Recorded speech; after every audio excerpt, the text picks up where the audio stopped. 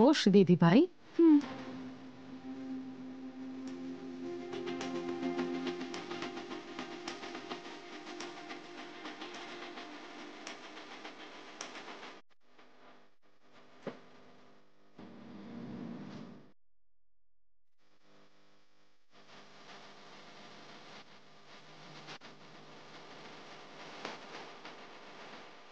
অয়না, নে তুইও প্রদীপ জ্বালা। হ্যাঁ, আমার কোনো ইচ্ছে নেই।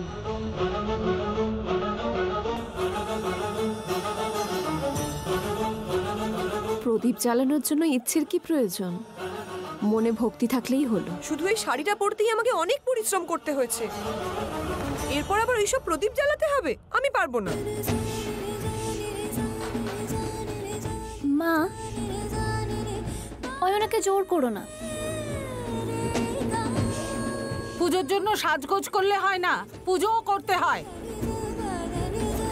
এত চিৎকার করে বলেই আমি এখানে আসতে চাইনি।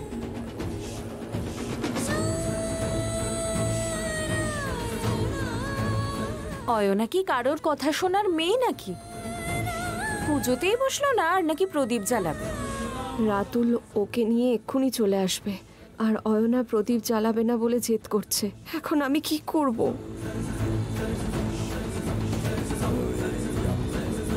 আখি, প্রদীপ জ্বালিয়ে জলে ভাসালে ভালো স্বামী পাবি। আর যার বিয়ে হয়ে গেছে তার? ভালো বর পেতে গেলে কপাল লাগে গো। পদ্মা, বাচ্চাদের জন্য মঙ্গল কামনাও করতে পারো। সবকিছু স্বামীদের ঘাড়ে ঠেলার কি মানে? হ্যাঁ, অয়নার জন্য চাইছে বোধহয়।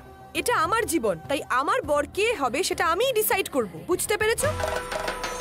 হ্যাঁ, আমি যখন ছোট ছিলাম কখনো এরকম কথা বলিনি। অয়না, অন্তত একটা প্রদীপ জ্বালা। এরকম করতে নেই মা। আজ প্রদীপ জ্বালালে তোর মঙ্গল হবে। তোমরা সবাই আমাকে জোর করছো কেন? তোমরা নিজেরা পুজো করছো, করো না।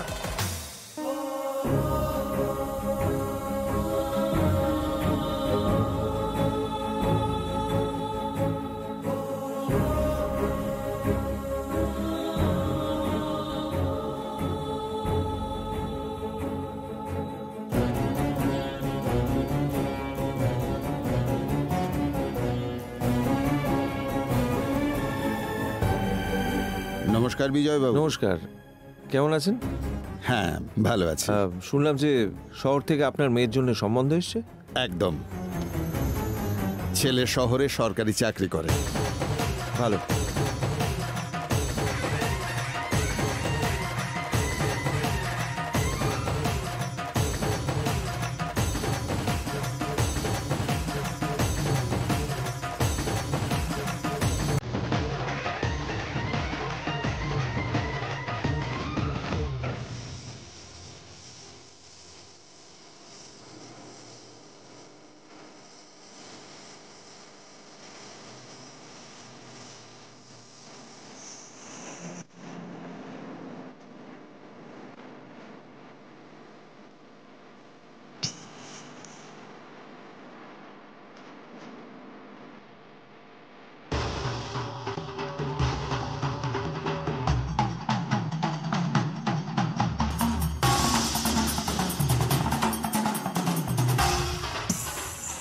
পার্বতী, আমি প্রদীপগুলো ঠাকুরের কাছে দিয়ে আসি।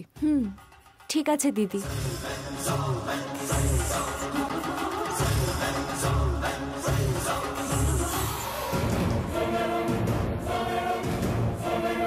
কোনো প্রয়োজন হলে অবশ্যই বলবেন।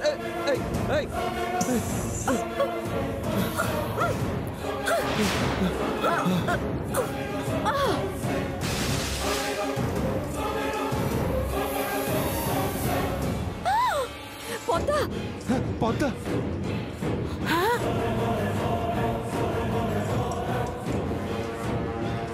সাবধানে পদ্মা।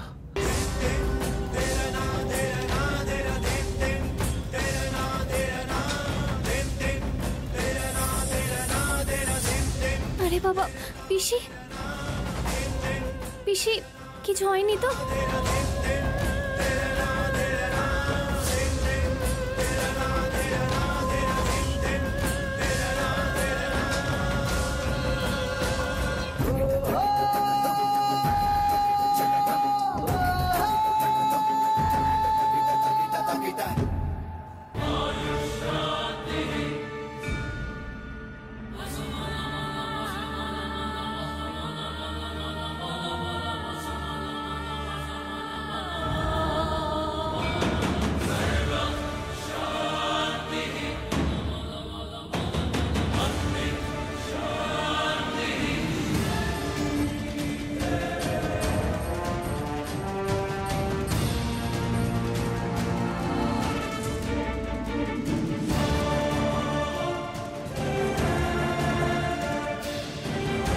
যত দিন যাচ্ছে তোমার ব্যবহার ততই খারাপ হচ্ছে।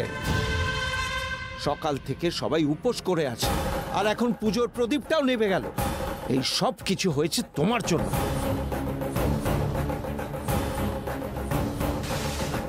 তোমাকে একটা সাপ কামড়াতে যাচ্ছিল, সেই জন্য ধাক্কা দিয়েছি।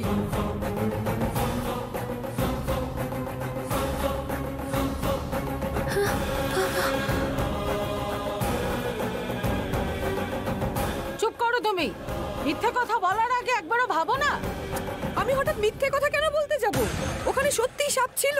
তাহলে সাপটা কোথায় গেল দেখাও আমাদের। উফ, ওখানে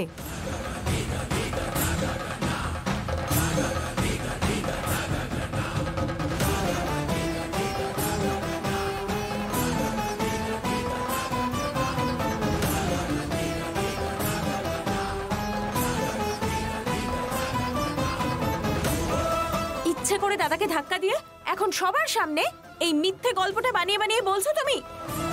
নো। কি হয়েছে? কি বলছো এসব? No no? তোমার নো শোনার জন্য বসে আছি। যদি সাপটা ওখানে ছিল তাহলে এখন কোথায় গেল?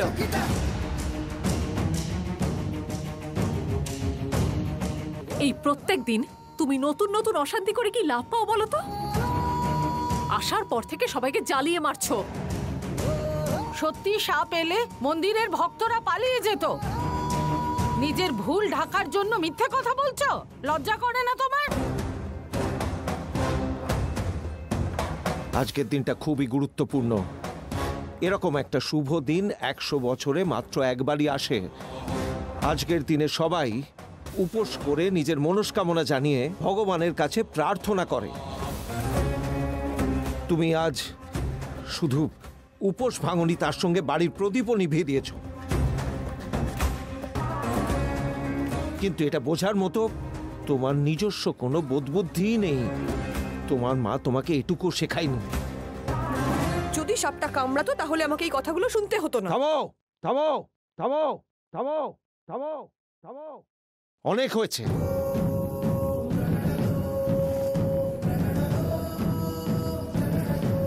কোনো মিথ্যে বারবার বললেও সেটা কখনোই সত্যি হয়ে যায় না। এইসব কথা একমাত্র আখির মতো সরল মেয়েই বিশ্বাস করবে।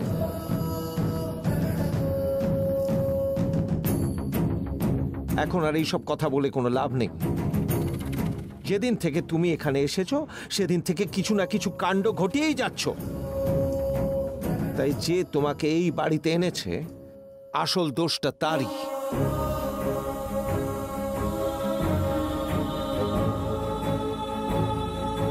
বিজয়, এখন এসব কথা ছাড়। লগ্ন বয়ে যাচ্ছে, স্বামী স্ত্রী একসাথে প্রদীপ জ্বালিয়ে ভাসা।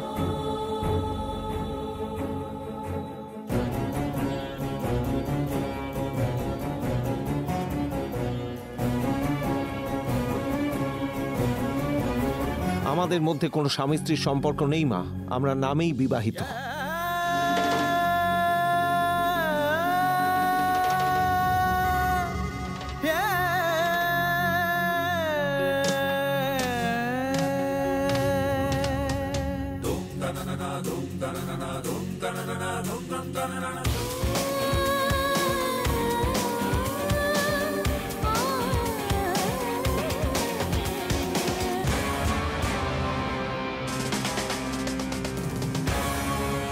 এই পুজোয় যদি দাদার বৌদি প্রদীপ না জ্বালায় তাহলে পার্বতী আমরাও প্রদীপ জ্বালাবো না। চলো বাড়ি চলো। এই একটা মেয়ের জন্য আমরা এবছর পুজোটাই করতে পারলাম না।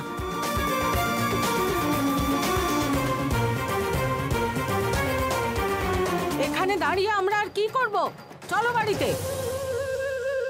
রাতুল, মামা কিন্তু বাড়িতে চলে গেল। তুই এখানে দাঁড়িয়ে কি করছিস? চল বাড়ি চল। হ্যাঁ চলো সবাই।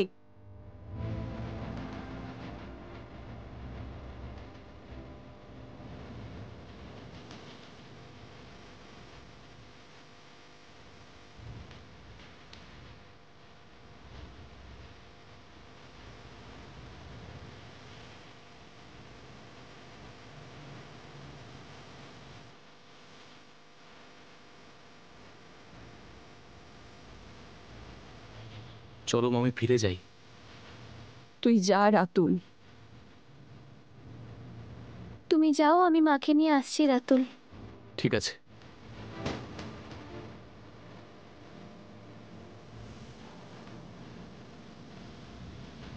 একটা সত্যি কথা মেনে নিতে যাদের এত সমস্যা হয় তাদেরকে সাপে কামড়ানোই ভালো, ওনাকে বাঁচানো আমার উচিত হয়নি।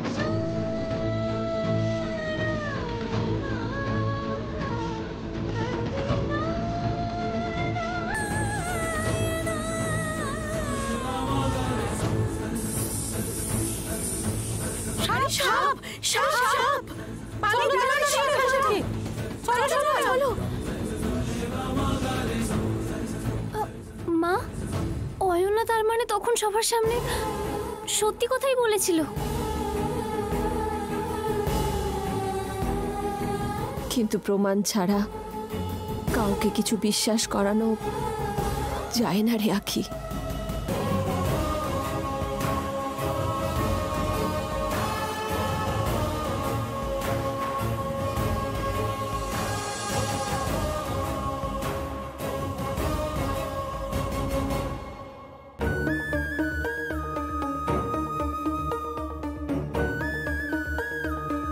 আজ অয়না মন্দিরে কি করলো দেখলে মা?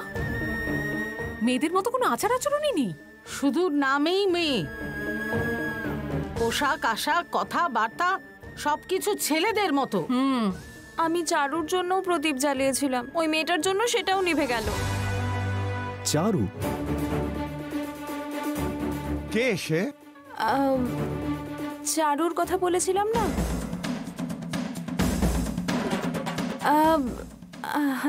ও আমার বড় দিদির মেয়ে। ও খুব সুন্দরী আর অনেক টাকাও আছে। আমি রাতুলের জন্য যাতে ভালো মেয়ে পাওয়া যায় প্রার্থনা করেছিলাম। আর ওই অয়নার জন্য সমস্ত প্রদীপ কিরম ভাবে নিভে গেল দেখুন। রোজ রোজ এই মেয়েটার জন্য অশান্তি লেগে আছে। মেয়েটার একটু অনুতাপ নেই। জানো কি বৌদির জন্য এগুলো করতে হবে। সবকিছু না দেখার ভান করব? এইরকম ভাবেই যদি সবকিছু চলতে থাকে তাহলে সবার অবস্থা আমার বরের মতোই হবে। এ কি? এর মধ্যে আবার আমি কোত্থেকে এলাম? কারণ আমরাও তো তোমার মতোই হয়ে যাচ্ছি, তাই। হ্যাঁ, তা ঠিক। ওই মেয়েটার জন্যই বিজয় জানকীর সাথে কথা বলে না। সীতারামের মতো জুটি ছিল ওরা, আর এখন দেখো আমেরিকার মতো দূরত্ব চলে এসেছে ওদের মধ্যে। মা চুপ করো, বৌদি আসছে।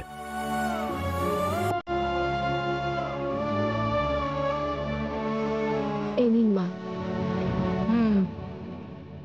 পদ্মা,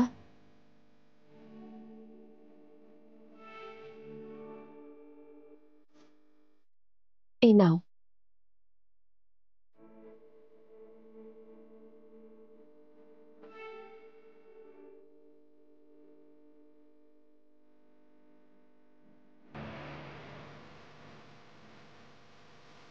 এত কিছুর পর কোনো মানুষ খাওয়া ছাড়া আর কি বা করতে পারে? তুমি চুপ করতে পারো না?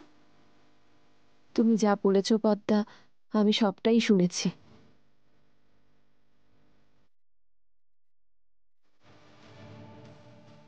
ভেবেছিলাম এটা দেওয়ার পরে আমি তোমাদের সাথে কথা বলবো। আমি আমার বোনের মেয়ে অয়নাকে এই বাড়ি থেকে বেরিয়ে যেতে বলি, এটাই তোমরা চাও তো? হ্যাঁ জানকী, ওই মেয়েটার জন্য এ বাড়ি থেকে শান্তিটাই চলে গেছে। তুমি দেখলে তো মন্দিরে কি করলো। আসলে ও কেন করেছে তার তো কোনো প্রমাণ নেই। এরকম ব্যবহারের জন্য কোনো প্রমাণ দরকার হয় না দিদি, কারণ দরকার হয়। তোমরা যখন ধরেই নিয়েছো অয়না দোষী, তাহলে সেটা নিয়ে এত কথা বলার কি আছে?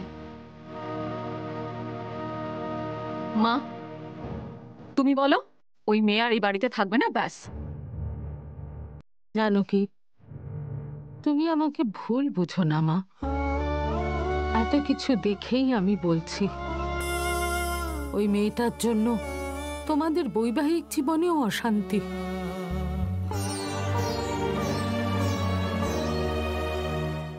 ওর ভুল গুনছি না আমরা। তোমার আর আখির ভবিষ্যৎ ওই মেয়েটার ভুলের জন্য আরো খারাপ হচ্ছে।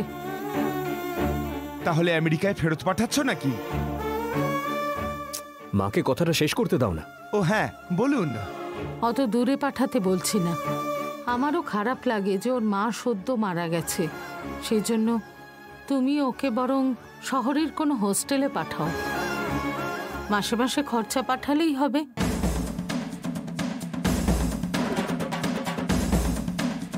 আমরা কেন খরচ দেব? ওর বাবা তো অস্ট্রেলিয়ায় থাকেন, তিনি বুঝবেন। আর তাছাড়া ওর মাও নিশ্চয়ই ওর জন্য কিছু না কিছু রেখে গেছে।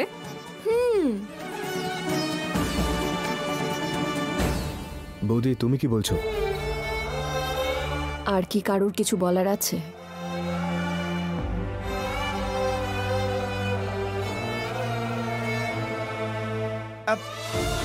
আমার বলার আছে। বলছি যে পদ্মা যা যা বলেছে আমি তার সঙ্গে সহমত। বুঝতে পেরেছি তোমরা সবাই কি বলতে চাইছো, বুঝতে পেরেছি।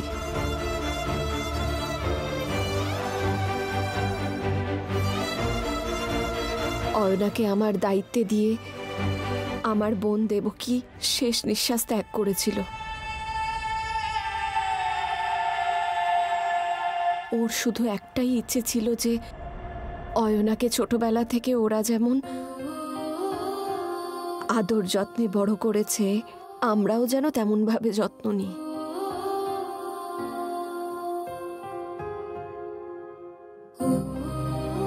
ও যেন আমাদের মতো বড় পরিবারের থেকে সবার ভালোবাসা পেয়ে মানুষ হয়, এখানকার শিক্ষা পায়।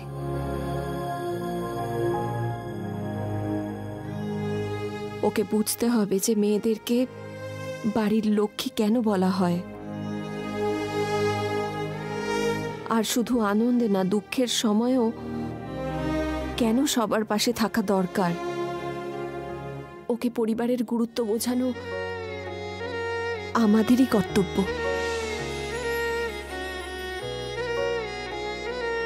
তোমার মৃত বোনের অনেক ইচ্ছে থাকতে পারে বৌদি, কিন্তু ওই মেয়ের ব্যবহারের জন্য আমাদের সবার সম্পর্ক খারাপ হয়ে যাচ্ছে। অকারণ আমরা একে অপরের সাথে শুধু ঝগড়াই করছি, সেটা দেখেছো?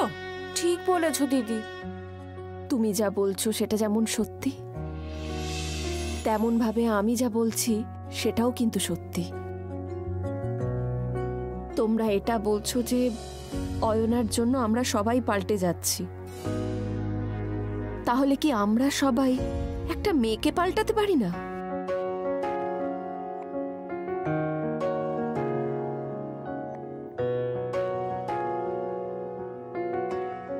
আমরা যদি ওর মতো না হতে চাই তাহলে ওকে আমাদের মতো বানাতে হবে। আমার কথাগুলো একবার ভেবে দেখো।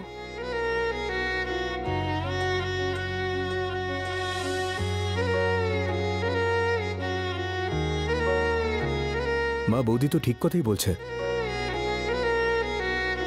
কে জানে, আমার তো মনে হয় না এসব হবে। এ নিয়ে এখন ভেবে কি হবে? এখনো তো অনেক সময় পড়ে আছে।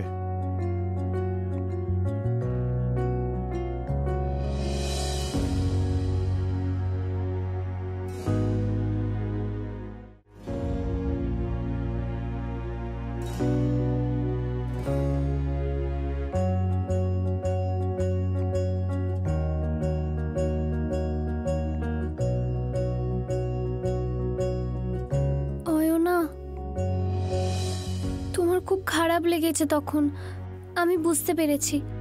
খুব কথা শিখেছো দেখছি। এমন ভাবে কেন বলছো?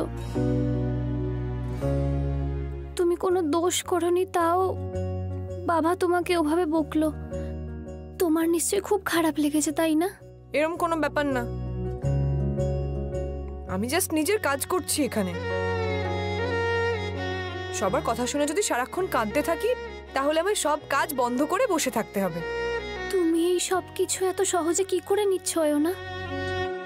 তোমার যে ফিলিংস গুলো আছে আমারও সেই সেম ফিলিংস গুলো আছে, কিন্তু এই বাড়িতে সেগুলো আমি কখনোই দেখাতে পারবো না। আমি ওদেরকে কোনো সুযোগ দেব না। আমি তোমাদের মতো নই। সেই জন্যে সবাই উপোস করছে জেনেও আমি খাবার খেয়ে নিয়েছিলাম, কারণ আমার খিদে পেয়েছিল। আমাকে নিজের খেয়াল রাখতেই হবে, কারণ আমার আর কেউ নেই। মন্দিরে আমি কেন ওরকম করলাম সেটা উনি একবারও বোঝার চেষ্টা করলেন না, তাই দোষটা ওনার। তাই ওটা নিয়ে আর আমি মাথা ঘামাচ্ছি না।